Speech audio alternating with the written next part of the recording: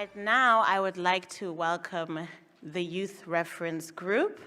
I'm super excited to welcome Trevor Emojel, Nyiko Kubai, Ruele Okeyo, Aman Shukla, Bahati Haule, Sekgabo Seselamarumo.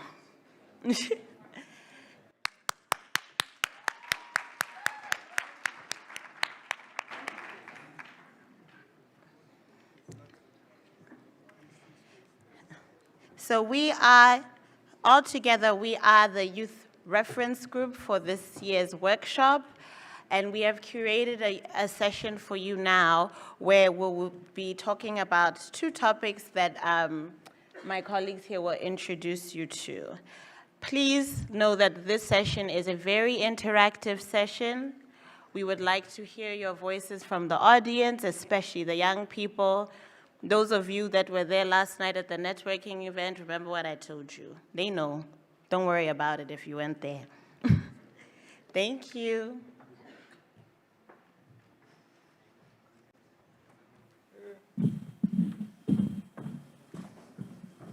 Good afternoon. Good afternoon. It seems as if we are very full. Yeah, in the interest of time, we would have had a very brief energizer, but hey, time is not on our side. Thank you so much for having me in front of you. I'll be presenting under a very critical topic on preparedness for long-acting solutions. And, thank you, Ruele. Hey, I almost forgot something important. So, my good people, we have a very great video. I think it will be a very inspiring video for each and every one of you, where each and every youth reference group member was at their monumental location in their country's context, and they made a very brief video to introduce themselves and where they are. So I hope this will be very fun for you before I indulge on the next presentation. So can you kindly clap hands as the video is coming?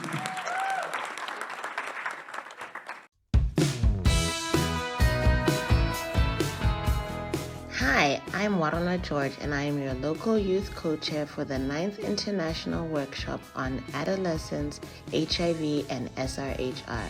We are excited to welcome you all to Gaborone, Botswana. See you soon. Hello, my name is Bahati Thomas Haule from the United Republic of Tanzania. I'm happy to be part of the youth reference groups in this year's International Workshop of Adolescents in HIV and Sexual Reproductive Health. One fun fact about my country is that not only do we have the tallest mountain in Africa, but we are made up of over 120 ethnic groups that is united by one national language, which is Kiswahili. I welcome everyone to this workshop, and I hope you network, enjoy, and get to learn. Thank you so much. Hello everyone, I'm Aman Shukla from India, and at the moment I'm speaking to you all from iconic India Gate, which is in the heart of New Delhi, India. Did you know this was built as a war memorial for the soldiers who lost their lives in World War I? This is a fun fact about this place, and a very important thing that I wanted to highlight. As a proud youth reference group member, I warmly welcome you all to this international workshop for Adolescence, SRHR and HIV 2025. Thank you. Hi everyone, my name is Nyiko Kubai. I am based in South Africa in the city of Johannesburg, residing in Soweto. I'm a member of the Youth Reference Group. And fun facts about South Africa, it has 11 official languages and is home to the first successful human heart transplant performed by Surgeon Christian Barnard in Cape Town. And then currently I'm here at Orlando West, very close to Nelson Mandela House. This is Hector Peterson's memorial location. And Hector Peterson's monument in Orlando West commemorates the very start of Soweto uprising in June 16, 1976. So this was a very big turning point for South Africa against, for the fight against apartheid. So welcome to this year's HIV and Adolescence workshop. I'm more than excited to engage with you guys. So please enjoy, feel free, and all the best. Hi, my name is Trevor Emojel from Uganda. And one fun fact about Uganda is that 72% of our population is under the age of 30. I am welcoming you to the 9th International Workshop on HIV and SRHR. Hi, my name is Ruele Okeyo. I'm from Kenya, and this is a border. It's a transport system in Kenya. It's quick, it's fast, it's efficient.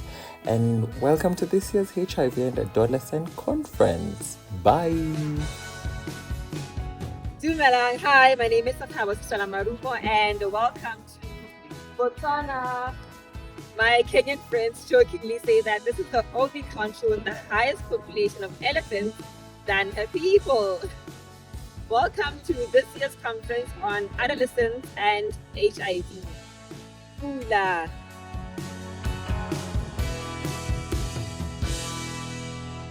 Yeah, thank you so much, guys, for expressing your excitement. I think you all captured the fun facts and all our different country settings and the different monuments that we were all at. So I don't want to say Amandla, but I want to say Pula. And then we'll now move on with our session. Can we kindly have our presentation so that we can, we don't waste further time. So back to business. I'll be presenting under this session that is designed, this presentation that is designed by the Youth Reference Group. The topic for this presentation is facilitating preparedness priorities for long-acting solutions. As we know that customer is king, so adolescents and youth must be at the forefront and center of shaping country plans to facilitate their entry of all these long-acting commodities. Next slide. Yeah, just a disclosure, I think it's important for me to acknowledge that this presentation is heavily influenced by Dr. Brian Zano from the Clinton Health Access Initiative. I think last year's presentation was very inspiring for us, in which it led to us formulating this slide and according this session as well. And the Youth Reference Group was at the forefront of shaping this presentation and the Young People's Lusaka Declaration. Next slide. Yeah, please forgive me. They said I should be very brief because I tend to say a lot of things. And then on this first slide, we'll be going through the HIV landscape and the background. We know that there are so many challenges that demand young people to have so much confidence in advocating for long-acting solutions. So we know that in 2020, there was 1.5 million new HIV acquisitions, 3 times higher than the UNAIDS target. So that should be shocking for you guys. We remain off track to reach the 2025 target. And then number 2, in sub-Saharan Africa, adolescent girls and young women face a disproportionate burden of new HIV infections. And then lastly, HIV treatment and prevention. With regards to HIV and prevention packs, some groups, including key populations and young people, face higher vulnerability to HIV and lower rates of engagement in care. So we definitely need new innovations, and these innovations will be critical to close these gaps, including the rapid development, introduction, and scale-up of new products such as long-acting injectables. Next slide. Yeah, so guys, we really wanted you to be grounded to these key considerations as well. This is the menu for the HIV prevention and treatment packs that includes long-acting injectables. So we are really pushing for these solutions to be client-focused. My vision doesn't reach that small screen, but I'll go through this. So for this first item, the product should be supporting product choice. We know that with the range of different product types in the pipeline, choice will definitely play an important role in both HIV treatment and prevention. So we will no longer be faced with a one-size-fits-all approach for HIV products or tests. And it will be important to ensure providers, counselors, and communities are capacitated with the right information to support choice. And then number 2, switching products. So the multiple different product forms, the users may prefer to switch between different products based on their lifestyles and preferences. For example, an individual may prefer daily oral pills when she is living at home, but may prefer to switch to injection if she travels. And then lastly, different service delivery needs. We know that different product forms will have different clinic visit schedules and service delivery needs. So for example, a person on oral HIV treatment may receive multi-month prescriptions and only return to the clinic every 6 months. So if they switch to injections, they may need to return to the clinic for more frequently. Next slide. Yeah, so this is a very important slide. So if your vision is impaired, maybe wear your glasses for on this slide. Under the key considerations, we really wanted to focus on this product adoption 5 lenses approach. I won't go through all the information, but these are the key considerations for introducing new products, including long-acting injectables. So number 1, lens that we have to look into are the clinical benefits. We know that we have to consider efficacy, toxicity, side effects, and so on. And then number 2, convenience. You know, young people chase a lot of convenience in most cases. We have to think of the dosing schedule, the pill burden, administration, and so on. And then indicator number 3 is the costs. We know that when we speak of these new innovative commodities, we always have to be ahead of cost-related conversations as well and prepare ourselves. The current pricing, future pricing, related costs. And then indicator number 4, the availability. So we know that there are a lot of products in the pipeline, and we have to also think of the suppliers. If we create so much demand, are the volumes that we are creating going to be having a parallel line with the market preparedness? Are the markets or the suppliers prepared for these volumes? And then lastly, program complexities. Hey, can you go back to the last? Yeah, program complexities. So we have to think of special populations. For example, when the new COVID-19 vaccine, we know that there was a filtered approach where aging populations were priority and so on. So even with new long-acting commodities, we have to think along those lines that there will be special populations and healthcare worker training and comfort, because we know that not all healthcare providers are comfortable with these new innovative commodities. Next slide. Yeah, so I hope I was not very quick for you to catch up and understand. And then this last slide will be focusing on key considerations that should be made for smooth introduction and uptake. I'll pass it on to my team so that we can further engage. We really want to hear your voice so that you can help us shape access conversations. So I'll pass it on to my team, Sekgabo, SK, and Aman to facilitate conversations around these questions. Can you clap hands for me?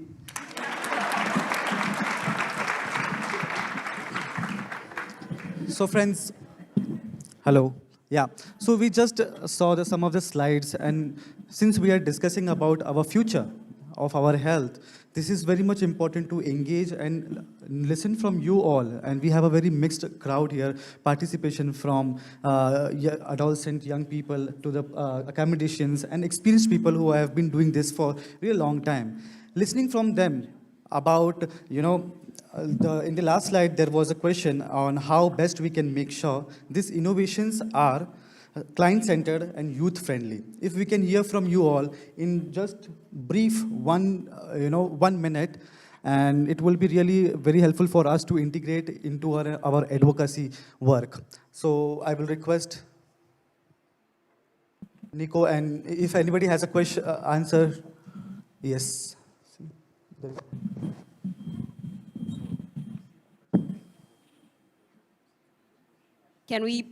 May you please get the questions? The last slide.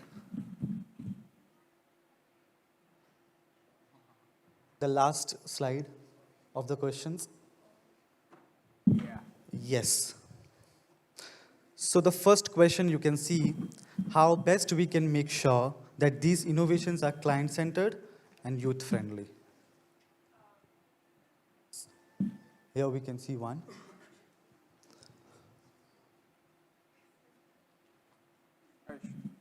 Not working. 1, 2.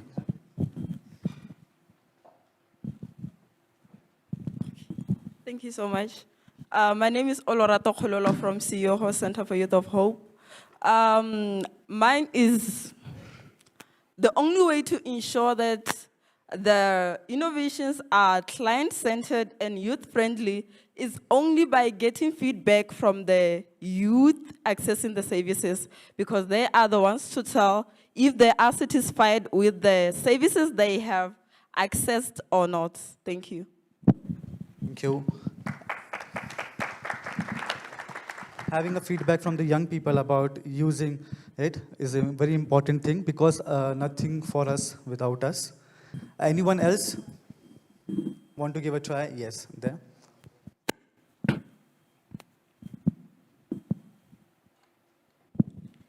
Hi, I'm Chung from Botswana Harvard Health Partnership. I think we need to have young people at all stages of development of a service, so not just once the service has come out and we're trying to back implement youth-friendliness into it. I think you need to have people in the room right from the start, and it just means that easier to make sure everyone's included in the conversation. If I may ask someone to kindly give a best practice that we can, use as a young people to influence multi-product menu. So, with the first question answering, anyone? I'm saying, when you are answering the question, first, how best can we make sure that these innovations are client-centered? This is a question that we are asking, right? With that, if you can propose one best practices that we can use as a young person to influence multi-product. For example, in Botswana, we have the oral PrEP and CAB LA right now, but we don't have like the vaginal ring that's there for everyone. In terms of access, we don't have access to that. So how can we influence that to happen in Botswana, for us to have options, more options? Okay. We have one experienced person. Okay. I knew it was going to happen. Good afternoon, everyone. And thanks again for inviting me to your very youthful session. I think for me, when we talk about HIV prevention methods, the question that comes to my mind all the time is, who are the young people using it? Does the young people in this room see themselves as influencers to use it? So I'll ask a question. This morning we had to ask about AI. So how many of us in the room are under 35 and use an HIV prevention method? How many of us? How many of us? I ask again, young people, how many of us? So it's to answer your question, Mr. Chair, is that when it comes to HIV prevention, and this was supposed to be my talk for tomorrow, but when it comes to HIV prevention, young people do not take ownership. If I can do the same question and say, who in this room is living openly with HIV? We'll put up our hands. How many of us are on treatment? We'll put up our hands. And all of that. Why are negative young people shy of being HIV negative? Thank you.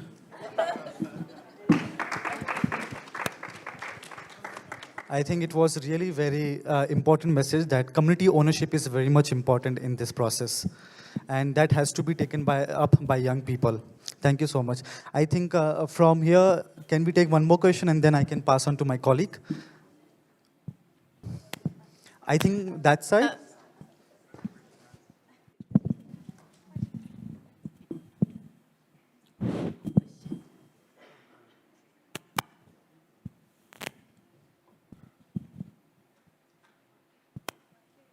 I think his mic is not working.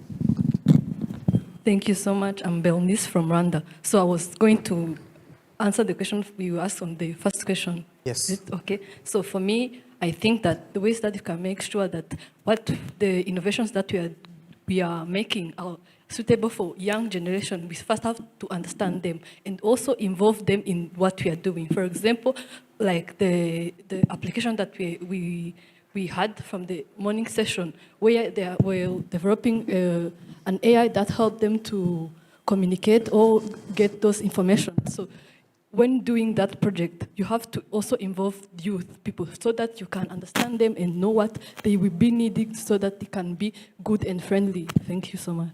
Thank you so much. And now I'll pass on to my colleague to take this discussion forward. Thank you, Aman. So now building on to the comment that we just got here, it's about you young people. So all the young people living with and those affected by HIV. Young people who are HIV positive and negative now, that how best now can we make sure that young people, that we are the ones that are shaping health system preparedness when it comes to, yes, having all these prevention solutions or options available for us. What can we do? Dashai.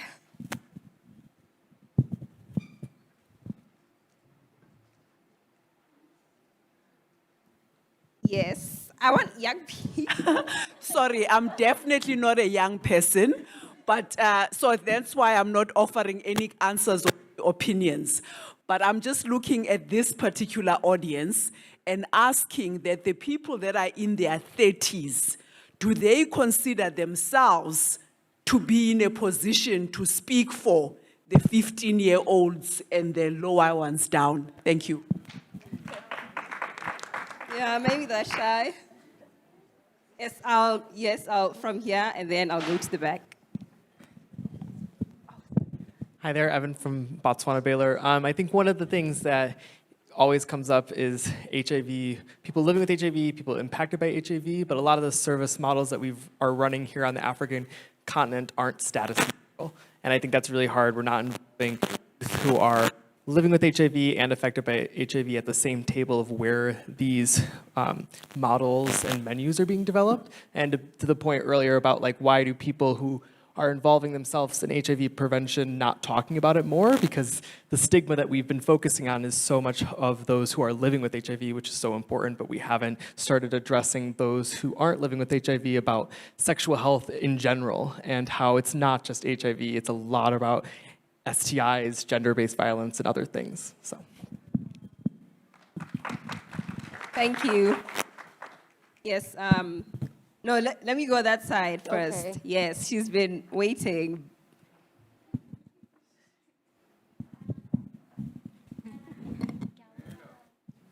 Dumela. I would love to go back to, my name is Kestero Choma, by the way, a clinical psychologist and also head of health and wellness at Botswana Youth Ahead organization. So I wanted to go back to the first one, which talked about how best can we make sure that these innovations are client-centered,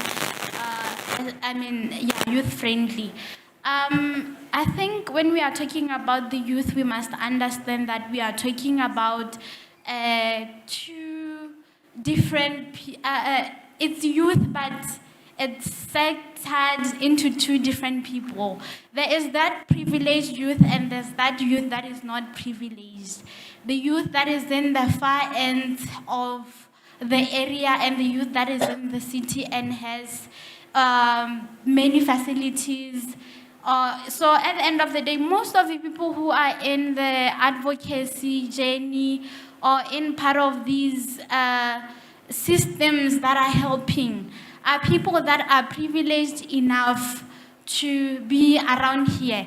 So mostly the decisions that we make as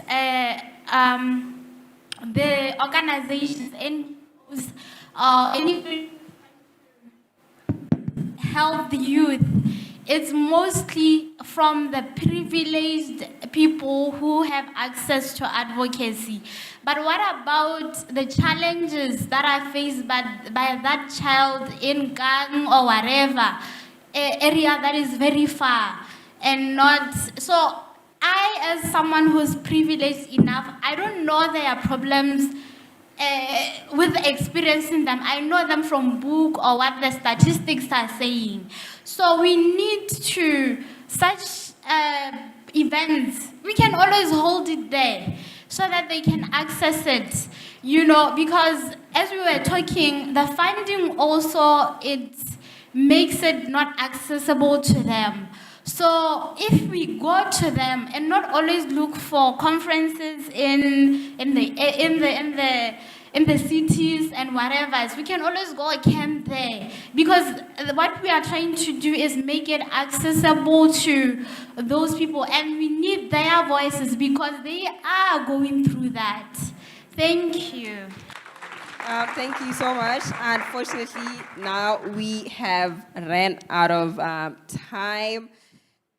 But from this whole conversation, one thing that we can get from this is that when we're planning all these, we need to be inclusive of everyone, inclusive of all young people and their diversities. And most importantly, when we are bringing solutions and when we are making these options, is that we should consider them also. How is it going to work in those rural areas or hard to reach areas? How are we going to get these products to them and have them on the table, share their experiences and how they would like to see this work for them? Because sometimes we bring things, but they're working in Gaborone and surrounding areas, but they may not work in areas like Hansi or the Kareng area, also based on like the culture and lifestyle that is there. So those are some of the things that we need to consider.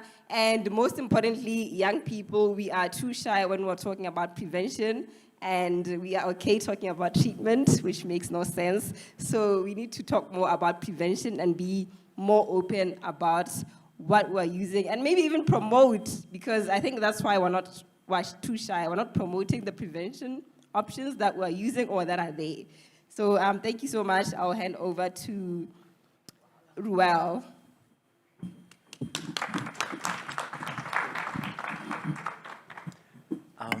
In my defense, boda is a means of transport, guys. In my defense. Anyway, so right now we're going to take a short break. And this short break has to include for us to log into our Menti meter and then have a poll. We have a poll ready for you. So if we could get that on screen kindly. Yes, thank you so much. So please log into menti.com or use the scan, the barcode that's on your screen. For those who are joining on menti.com, the code is 53579874. And the first question is to us young people: if long-acting HIV prevention was free and available today, what would most likely stop you from using it? So is it fear? Right? What do we feel about fear? We're afraid of it. Is it trust? Do we trust the long-acting methods that are available today? Is it access, right? So where we are, our geographical locations, our, home areas, language barrier, understanding of it. Is it stigma that, the notion behind long-acting prevention methods, how they're associated. So what would stop you as a young person from using long-acting preventions? And here, right now we're having the conversations on cabotegravir and lenacapavir, so also have that in mind when answering the question. So yeah, we are having, no one is afraid. Okay, that's nice. That's really good. That's really good. Don't click it because I said fear, I'm seeing you people, I'm seeing you. Just have it in a way that, look at it from your perspective, the challenges that you go through, you as an individual, not as a group or a consortium, you as an individual, what would stop you from using it? Yeah, thank you so much for everyone who's voting. I'm seeing the likes, seeing the voting. So trust, access, stigma, those are really, really good. And because we have a few more, just 2 more to go, not too much, but let's keep on voting at it, right? So fear. Maybe if while we're here, I can get one person to maybe comment on why they would not be comfortable, or what would stop you from using it, if that is something you're really comfortable enough to share. This is an open and safe place for you to have your opinions aired, and yeah, we are taking all this into consideration and putting this into our youth reference group context. Yes, so do we have maybe one or two, or we have one back there? If we could get the mic. The question is this: if long-acting HIV prevention was free and available today, what would most likely stop you from using it?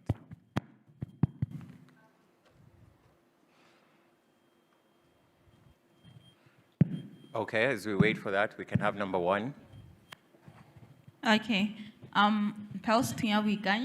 So one thing that will stop me from using the long-term HIV prevention will be fear and stigma.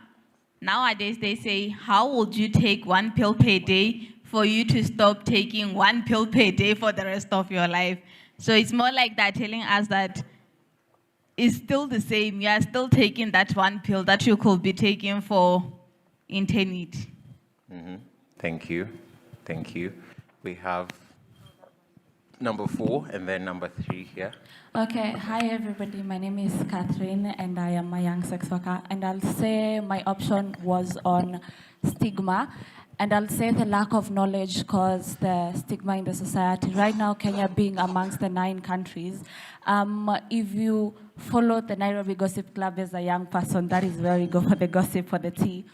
Most people said it was due, we were guinea pigs, and there were many comments on Milayas for Milayas. That means, what is it called? Like, we're gonna engage in promiscuous activities. So what does that mean? I, as a young person, leave alone my profession, or I, as a young person in campus, as a young person doing whatever I do, like work-wise, in relation to sex work, I go for the HIV prevention treatment. Somebody sees me, that is automatically going to show out there that I'm Milayas for Milayas. Yeah. So for me, that goes for the stigma. The lack of information on long-acting injectable, what is LEN to the people, what is CAB to the people, do they really know? That is why they are causing the stigma to the society, and that is my option. Thank you. And the last one, number 3. Hi everyone, my name is Doreen Moracha from Nairobi, Kenya. If HIV prevention, long-acting HIV prevention was free and available today, what would most likely stop me from using it would be access.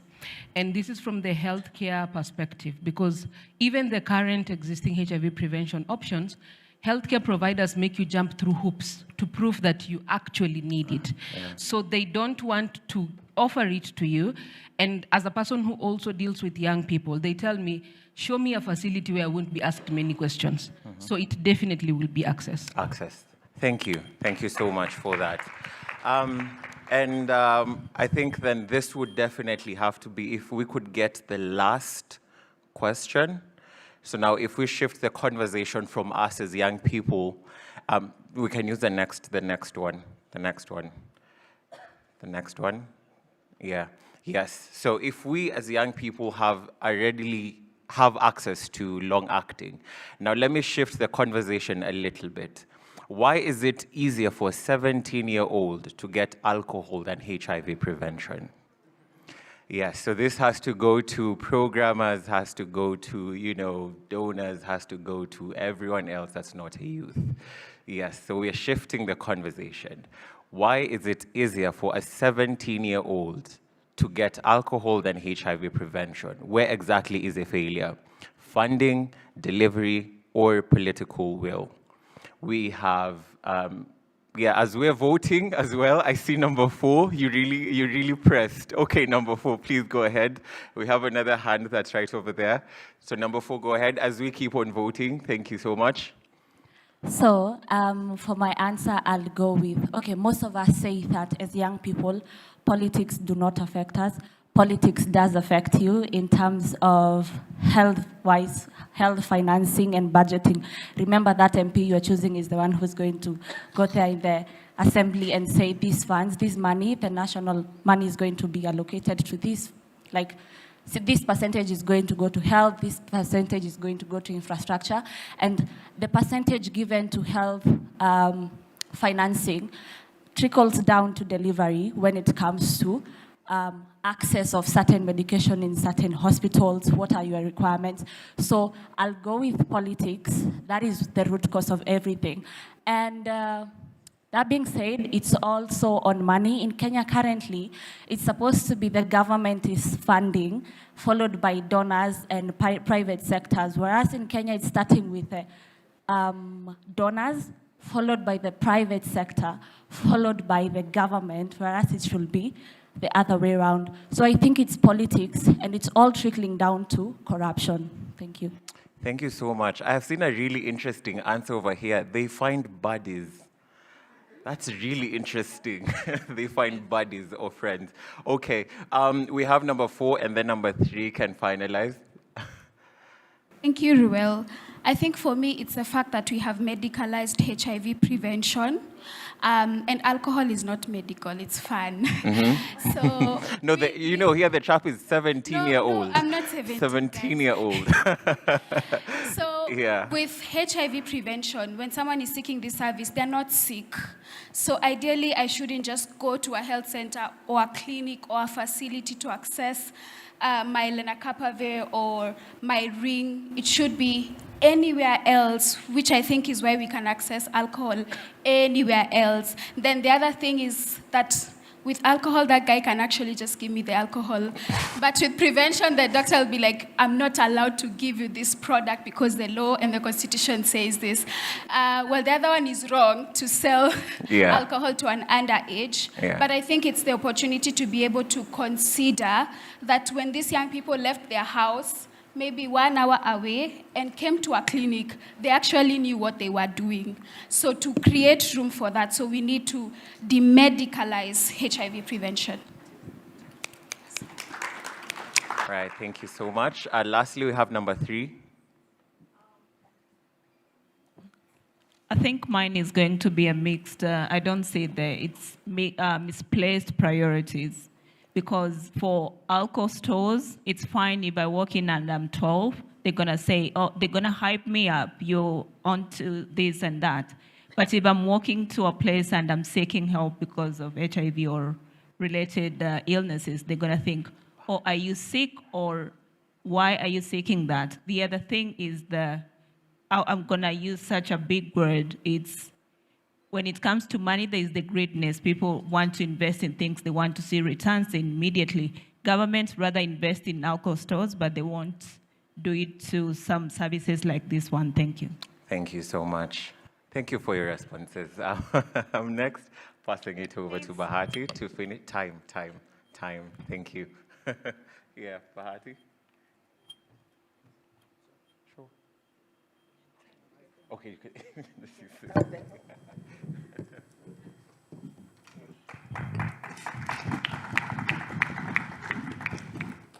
Thank you so much, Ruele and the team. So for the next part of our conversation, we are going to talk about money. So we have talked about access, people have talked about fear and stigma, but we are going to move about money because we know without funding all this, even the options would be there in our facilities and in our countries.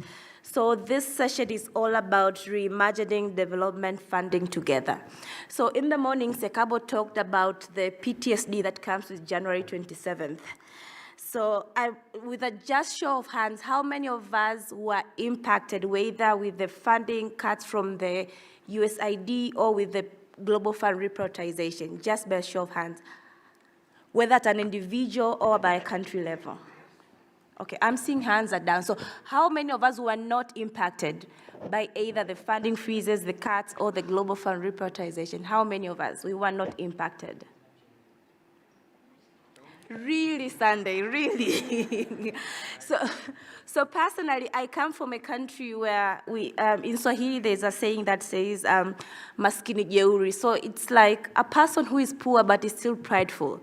So in my country, when the funding cuts happen with the USAID, but also with the Global Fund reprioritization, my government are the type of people who won't come and say, oh, now we are poor, we are going to suffer. They will never admit to that. So they said as a country, we'll come and we'll start strategize, we'll do domestic resource mobilization, we will do social contracting, we'll now have the AIDS Trust Fund, we will do social contracting, all these big promises, and they're saying everything will be as normal. So me and others, we are still waiting for the test of time if this will be the situation that will be happening in countries.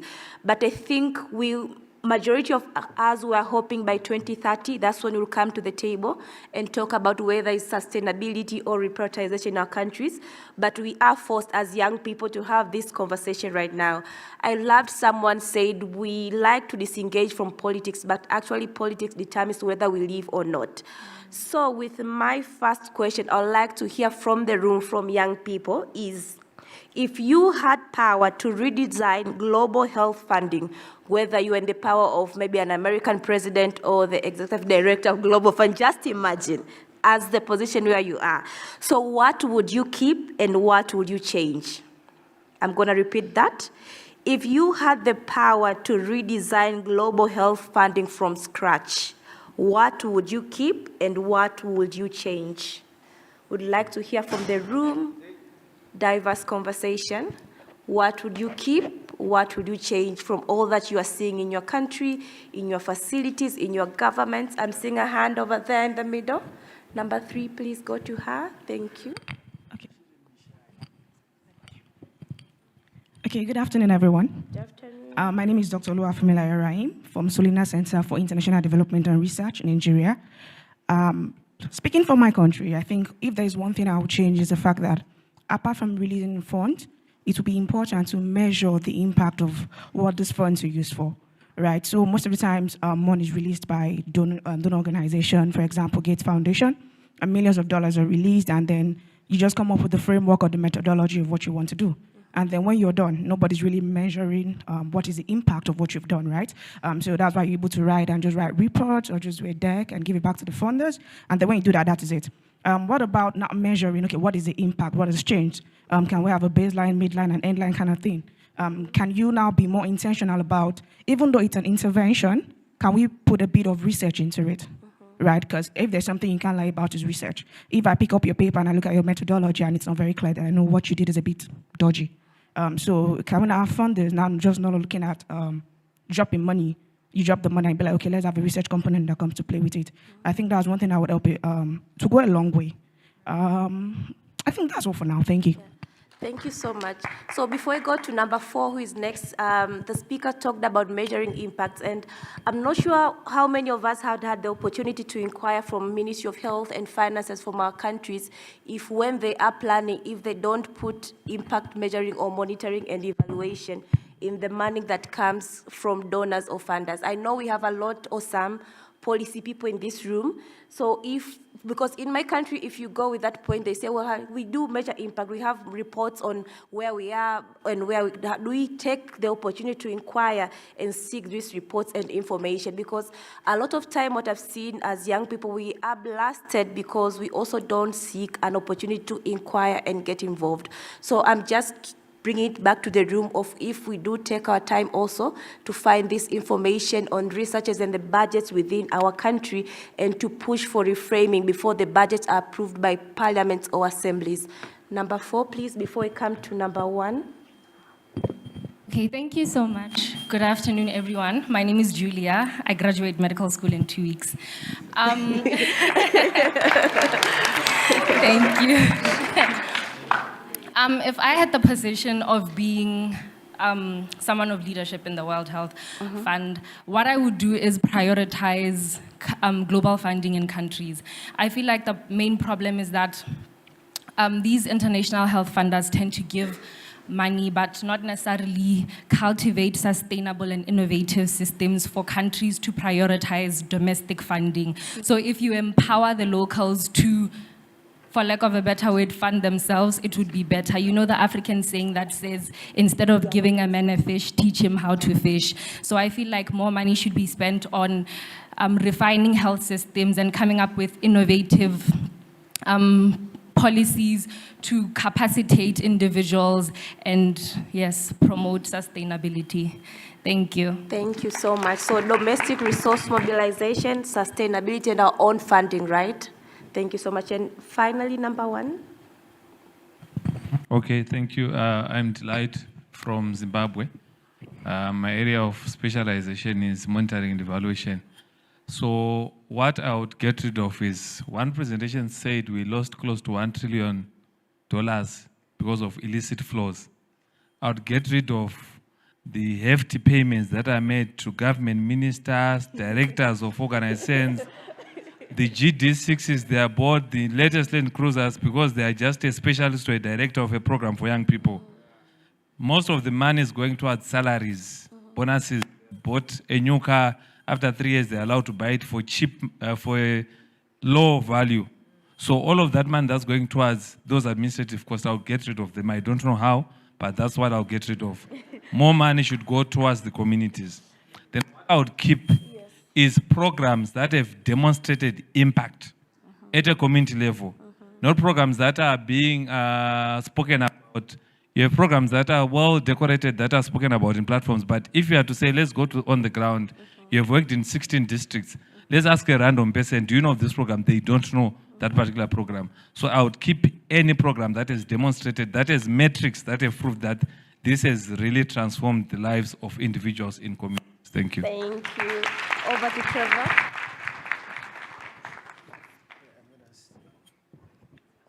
Okay, I'm just going to go very quickly. Dumelang, everyone. I've learned that today, really.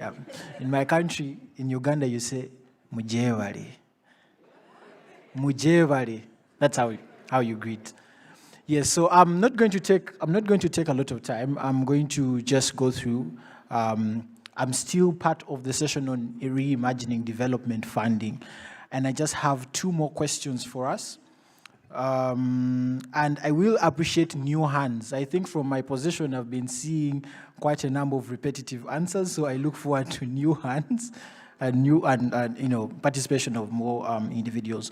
So the second question to us is, now this is still on funding. How can we make sure young people are not just recipients of funding, but also decision makers in how it is spent? Once again, how can we make sure young people are not just recipients of funding, but also decision makers in how it is spent? I already see new hands right there. 3, and then we'll go to 1. So we can start with 3. There is a hand over here. You're looking behind. The one in the front. Okay. First and foremost, I would love to thank you for your so engaging session. It's more engaging.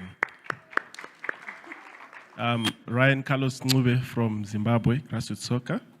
So your question and the abstract that I have, they kind of interlink. How? At grassroots soccer, we introduced what is called the YAC, Youth Advisory Committee. These are the young people within all the geographies or countries that we implement our programs.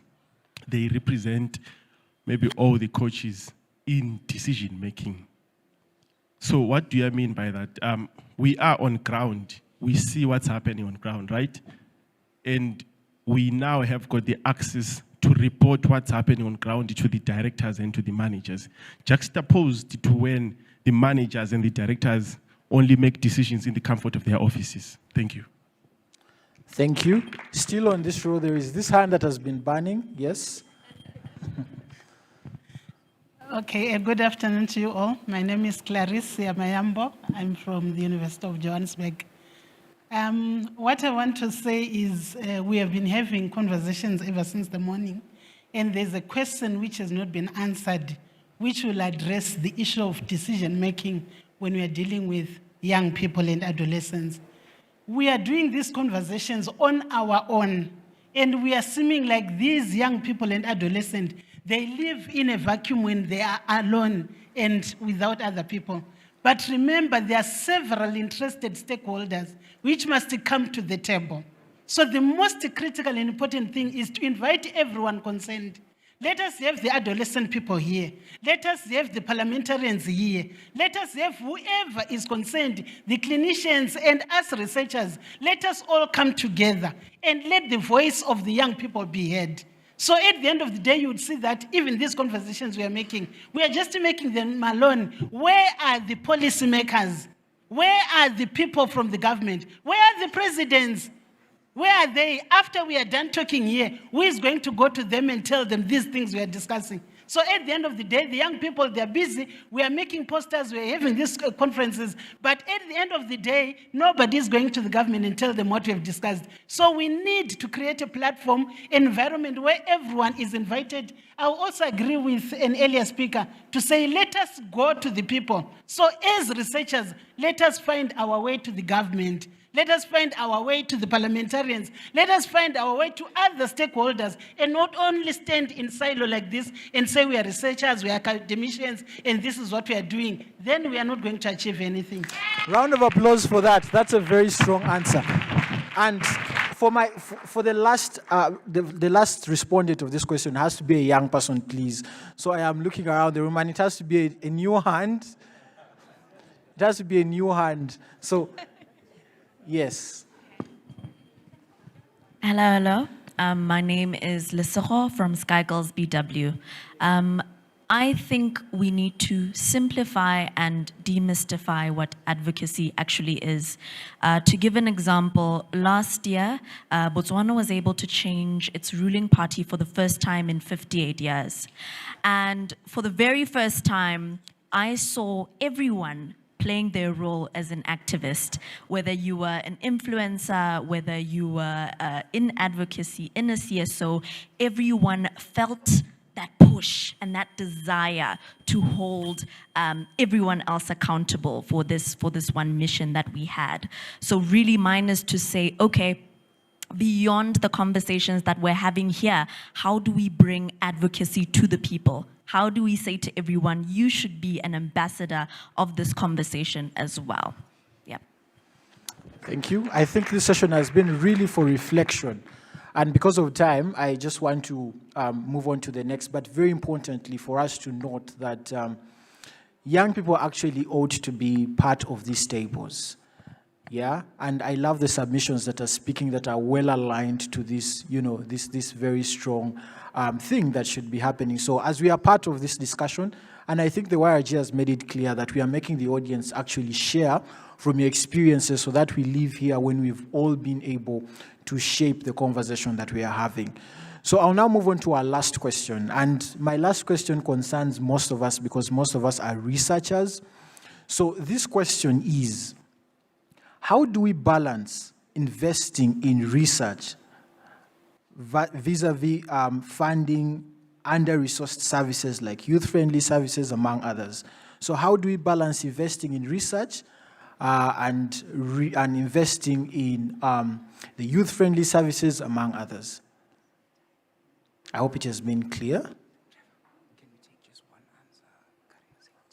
Okay, I will only take one answer, and if there is a burning second answer, but just one answer.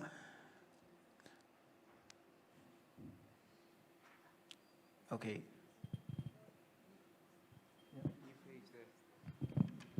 Number 3.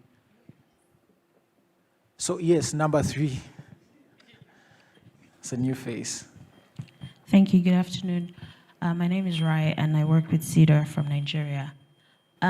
I think the way that I think about that question is not to think about research as separate from implementing programs, and to have every program embed a research lens in it.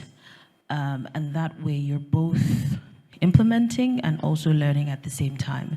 So for my organization, for instance, that's kind of the model we're using, where every project has a mandate to publish something or to learn from it. So you've set up the program in such a way that you can collect data and use that to inform what you're doing. So I think implementation research is where it's at. Thanks. Thank you so much. So for the rest of us, let us keep those questions for reflection. As we move out of this room, we should be able to have the answers in our heads. But in the interest of time, I would like to pass it over to Warona. A hand clap for me, guys.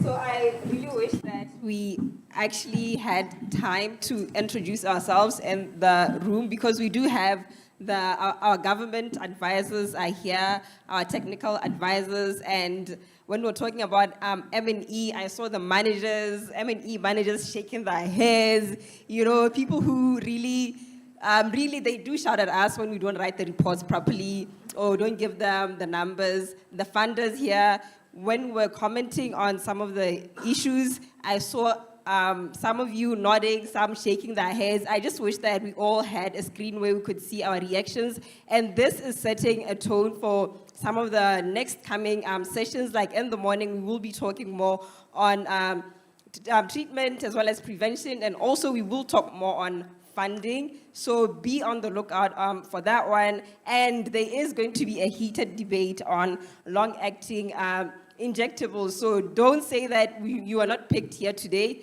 We are going to have more conversations on that. And also the funders must get ready. The young people also get ready to come and give them, yes.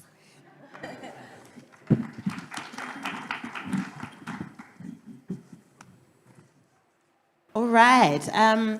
Yes, so as Sekgabo said, there is going to be way more room for conversation. But to close out this session as well, we are so happy that you guys all engaged with us. And I think as a youth reference group, I'd like to take the chance for each person to just give one quick key take-home message from the youth reference group of what they learned from this session or something that they want us to remember from our session today. So I will start since I have the mic now.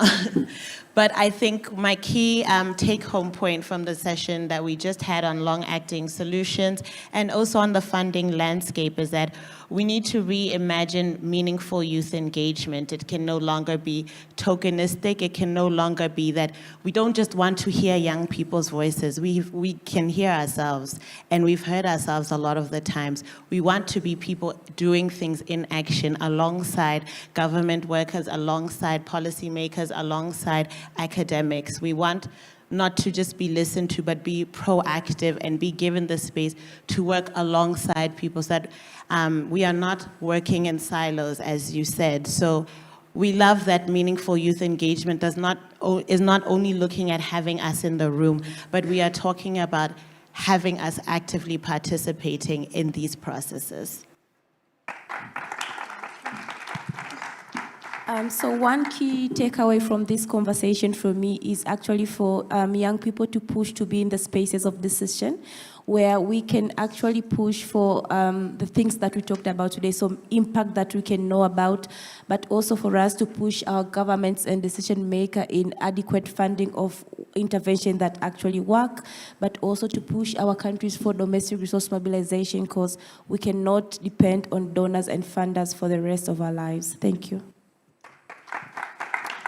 Thank you so much. This has been a very wonderful session. I love that we've been able to participate fully. For me, my takeaway is not really different from what has been mentioned, but stressing very emphatically that we cannot negotiate about youth participation in decision-making spaces. I think for me that is very critical, especially if we want to achieve full impact. So let us have young people engaged, and not just basic consultations, but in the planning, to the implementation, to the accountability. Thank you so much. Yeah, thank you so much for your great participation. I think you guys were very inspiring, even for us as the youth reference group members. Can you kindly clap hands for yourselves? Yeah. So from my end, I think, I hope this session managed to plant a seed of thoughts in your mind, because we've been engaging, advocating for long-acting injectables, but young people lack that confidence. So we hope this session managed to maybe strengthen your confidence, or it managed to help you understand your role in this advocacy journey. Because we as the youth reference group members, we hope to guide these conversations, not just to evolve under the HIV and Adolescence workshop, but to also generate a lot of impact in the settings that we're coming from. So I think from my end, I would say, play your role very good and become our intuition, because the time is now, the future is now. If you don't play your role, you'll compromise our impact and our desired outcomes. Thank you. from my side that we have lots of ideas. We need innovation. We need technologies. And we know that there's a scarcity of funding as well. But as a young people, we are just not a recipient, but we'll have to take a lead on doing mobilization also for the funds. It has been a long time that we have been heavily dependent on international partners, donors for the funds. It's time for us to take a lead to do something at the country level, to do a domestic resource mobilization at the country level, to do a private sector engagement to raise the fund for HIV. I remember when stop work order came in, and some of the country took the lead and filled up that gap, like Ghana, Malawi. I think Tanzania also was one of those countries who filled up some part of that gap in their country. In the same way, if we as young people who are the impact of this program come up with something, strategy or campaign, we will be able to fill this gap. And what we envision to have in the future, we will be able to do that. I will just say thank you so much. Yes, I think one key takeaway for me is that as young people, we are very shy. There are things that we can openly talk about amongst ourselves, but when we have older, seasoned researchers and funders and everyone in the room, we are too shy to express ourselves and to talk openly. But now it's also now up to us to say that as young people, how can we get into these spaces, go into research and influence policies at a younger age than now when we're too scared to talk, because now we have older people in the room that we should be the younger ones, the Natashas, to now be the technical advisors to Ministry of Health and be our voices and not wait for Natasha to be 65 and then she's representing, yes. Mine's really short and sweet. Use your voice. Do it alone, do it scared, but choose your voice. The change you want is only yours. But we can't know it without your voice. Now, let's stand up. Thank you. Okay, you want to clap that part, you know? Thanks. All right, now let's take a bow, but let's not leave the stage, okay? Let's take a bow, but let's not leave the stage. Thank you so much. Thank you.